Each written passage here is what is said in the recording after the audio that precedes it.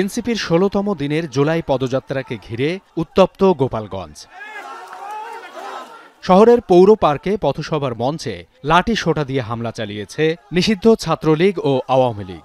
ফোটানো হয় একাধিক ককটেল, সভামঞ্চে চালানো হয় ভাঙচুর। পরে পুলিশের উপস্থিতিতে পালিয়ে যায় হামলাকারীরা। ছাত্রলীগ, আওয়ামী লীগ এবং যুবলীগের যৌথ উদ্যোগে তারা লঞ্চঘাটের ওই পাশ থেকে তারা যৌথভাবে দেশীয় অস্ত্র, দা, সরকি, লাঠি, ঢাল সহ অতর্কিতভাবে আমাদের এখানে হামলা করে। ১৭ বছর এই গোপালগঞ্জের মানুষ অন্য কোন রাজনৈতিক দল কি তারা তা জানতো না। কেসারেন শেকড় থেকে শিখরে।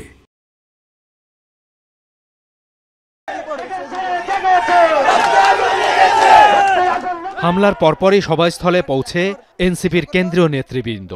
গোপালগঞ্জের আকাশ চালে রাখো, মাটি চালে রাখো, মানুষ চালে রাখো।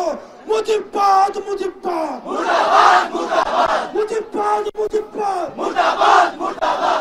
পরে সমাবেশে বক্তব্য রাখেন তারা। গোপালগঞ্জবাসী, আমরা আপনাদেরকে কখনো ফ্যাসিস্টের সাথে মিলিয়ে ফেলতে চাই না, কিন্তু আপনাদেরকে ওই ফ্যাসিস্টের যেই দালালেরা এখনো আশেপাশে ঘোরাফেরা করছে তাদের থেকে নিজেদেরকে আলাদা করতে হবে।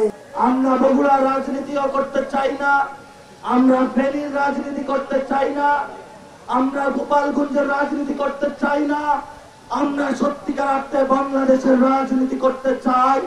যদি ভারতের প্রেসক্রিপশনে বাংলাদেশের স্বাধীনতা, সার্বভৌমত্ব এবং জনগণের নিরাপত্তাকে বিঘ্নিত করতে চান, এদেশের জনগণ আপনাদেরকে আস্ত রাখবে না। এই গোপালগঞ্জ যেন মুজিববাদীদের আশ্রয় কেন্দ্র হয়ে উঠতে না পারে।